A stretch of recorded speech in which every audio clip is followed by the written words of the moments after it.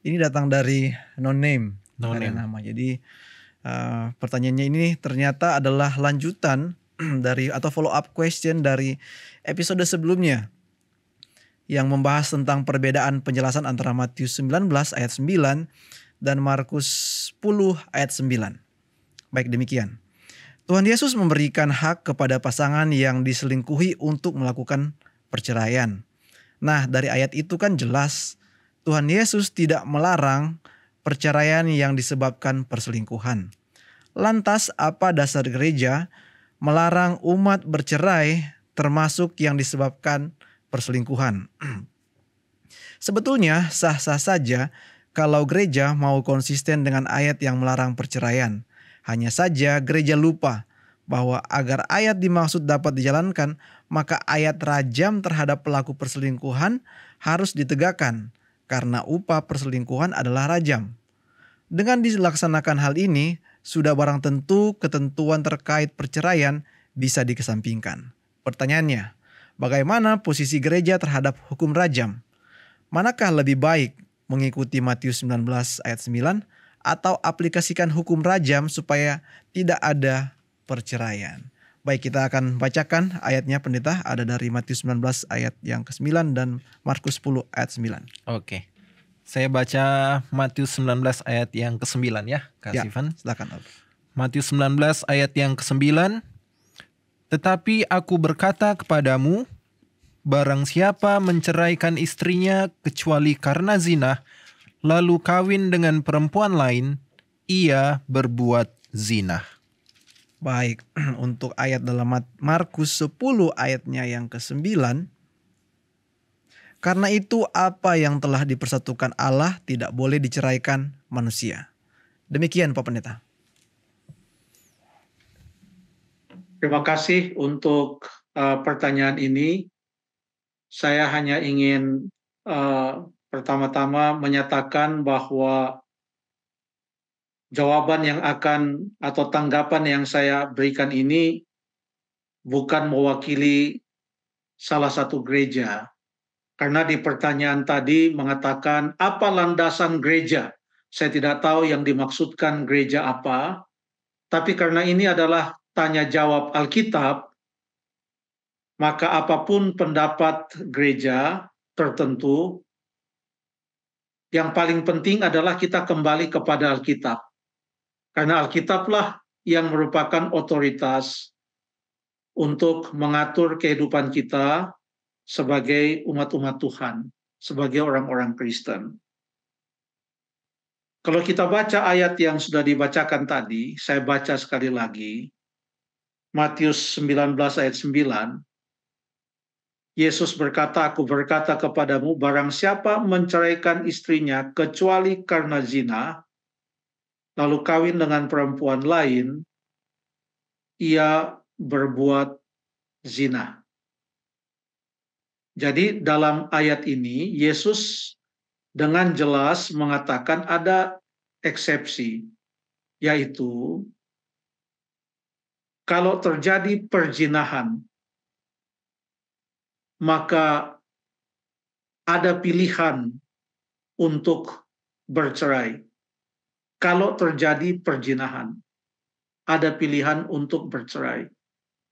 Itu pun bukan keharusan bahwa kalau perzinahan harus bercerai. Bukan itu spirit dari ayat ini.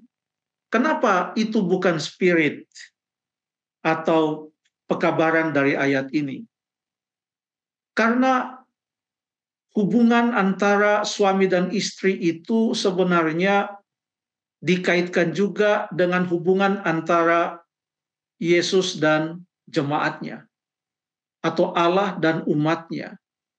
Coba kita lihat 1-2 ayat dalam Alkitab tentang analogi atau metafora yang digunakan oleh Allah yang dalam menggambarkan umatnya yang berubah setia, yang gantinya menyembah Allah, mereka menyembah ilah-ilah atau dewa-dewa. Coba kita baca Ulangan 31 ayat yang ke-16.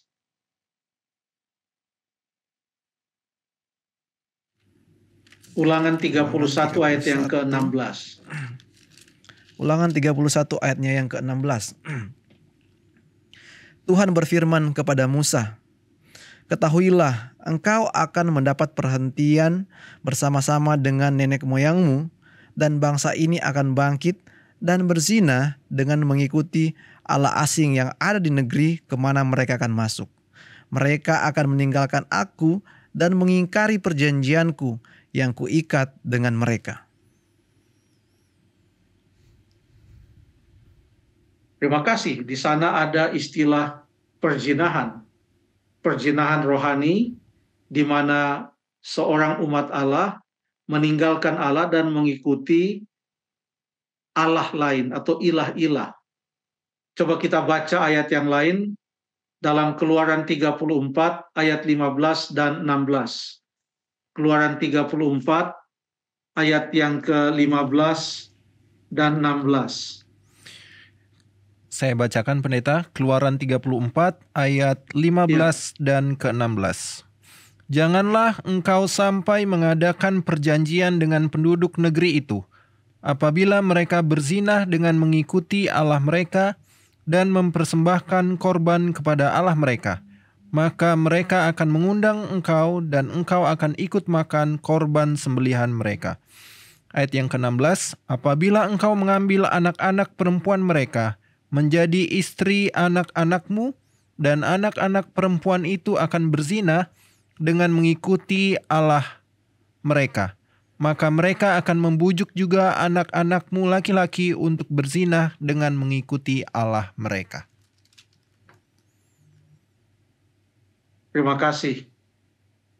Jadi, pekabarannya adalah kalau seseorang meninggalkan Allah, itu diibaratkan sebagai sebuah perzinahan. Coba kita terapkan kata-kata Yesus di sana.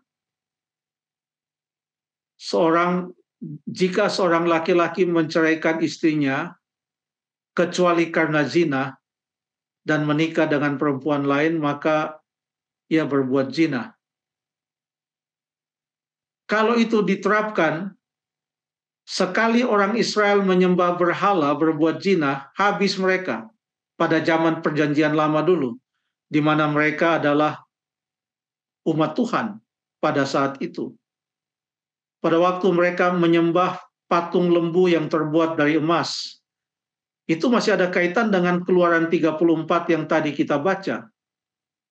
Bayangkan kalau Musa datang dari atas Gunung Sinai, dia bawa itu 2 loh batu yang menggambarkan perjanjian Allah dengan umatnya pada 2 loh batu itu, lalu dia hancurkan itu 2 loh batu, sama dengan orang merobek-robek sertifikat nikah atau surat nikah itu. Tapi Allah katakan, aduh, kita buat lagi surat nikah yang baru. Maka dibuatlah 2 loh batu yang baru, dituliskan 10 perintah yang sama. Artinya, Allah tidak menceraikan orang Israel pada saat itu. Jadi pekabaran dalam Matius 19 ayat yang ke-9, itu bukan kabar baik. Wah, untung boleh bercerai. Itu bukan kabar baik. Kenapa? Karena Allah mengatakan dalam Maleakhi pasal yang ke-2 ayat yang ke-16, aku membenci perceraian. Aku membenci perceraian. Sekalipun itu karena zina. Aku membenci. Kalau kita mau baca itu kitab Hosea, bagaimana istrinya yang bernama Gomer itu berulang-ulang pergi dengan laki-laki lain, tapi Allah katakan ambil dia kembali, ambil dia kembali, ambil dia kembali, yang menggambarkan kasih Kristus yang tidak berkesudahan. Sekalipun kita berubah setia, dia tetap mengambil kita kembali. Jadi pengecualian yang dikatakan kecuali karena zina itu pun bukan suatu keharusan, tapi pilihan. Karena Allah membenci perceraian. Jadi perceraian itu mungkin, dan menurut Alkitab hanya bisa terjadi perceraian itu kalau ada perzinahan. Itu menurut Alkitab. Lalu bagaimana dengan hukum rajam? Kita tidak bisa dihadapkan dengan dua pilihan. Tidak bercerai atau rajam. Ya tidak juga. Saya jadi ingat apa yang dituliskan dalam Yohanes pasal yang ke-8. Pada waktu Yesus dihadapkan kepada suatu situasi yang menurut orang-orang Farisi dan ahli Taurat adalah suatu situasi yang sulit. Karena mereka bawa seorang perempuan yang ketangkap basah sedang berbuat zina. Perempuan yang ketangkap basah berbuat zina, kata Yohanes 8 ayat yang keempat. Lalu mereka tanya, ini kita rajam atau bagaimana? Sebab menurut hukum Musa, yang begini-begini harus dilempar dengan batu sampai mati. Singkat cerita, Yesus katakan kepada mereka dalam ayat yang ke-7, barang siapa di antara kamu tidak berdosa, hendaklah ia yang pertama melemparkan batu kepada perempuan itu. Pada saat itu Tuhan Yesus mengampuni perempuan itu. Dan itulah spirit dari Tuhan Yesus. Dia mengampuni. Dan dia katakan dalam ayat yang ke-11, aku tidak menghukum engkau, pergilah dan jangan berbuat dosa lagi mulai dari sekarang. Jangan diulangi lagi itu. Mulai dari sekarang. Aku tidak menghukum engkau. Itulah spirit dari perkataan Tuhan Yesus. Pada waktu dia katakan kecuali karena zina, implikasinya itu bukanlah kesempatan emas untuk bercerai. Tapi kalau terjadi perzinahan itu, saran Yesus adalah ampuni. Memang berat. Tapi kalau mau bercerai karena zina, kemungkinan itu ada di sana dan Yesus sendiri telah menyatakannya. Dan ini tidak bertentangan dengan apa yang dikatakan dalam Markus pasal yang ke-10 ayat yang ke-9. Karena Markus 10 ayat yang ke-9, di sana dikatakan, dan ini perkataan Yesus juga, Yesus yang sama, di mana Yesus katakan di sana, apa yang telah dipersatukan Allah tidak boleh diceraikan manusia. Itu prinsipnya. Kalau kita baca Matius 19, Yesus katakan, itu karena ketegaran hati orang Israel, mereka cari alasan untuk menceraikan istri mereka.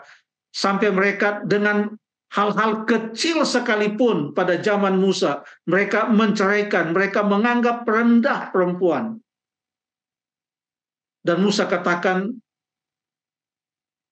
berikan surat cerai. Tapi Musa tidak dari awal mengumumkan. Pengumuman, boleh menceraikan istri asal memberikan surat cerai. Tidak. Tapi karena perceraian itu terjadi dengan sangat lazim, dengan segala alasan yang kecil sekalipun, Musa membuat itu lebih diatur dengan baik.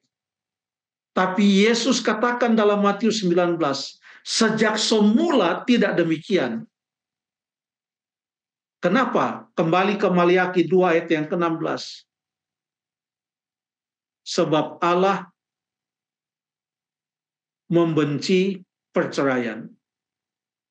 Jadi pekabaran Alkitab dalam Matius 19 tadi bukan mengatakan kepada kita kalau terjadi perzinahan itu kesempatan emas untuk bercerai dan kawin lagi. Bukan itu pekabarannya. Terima kasih.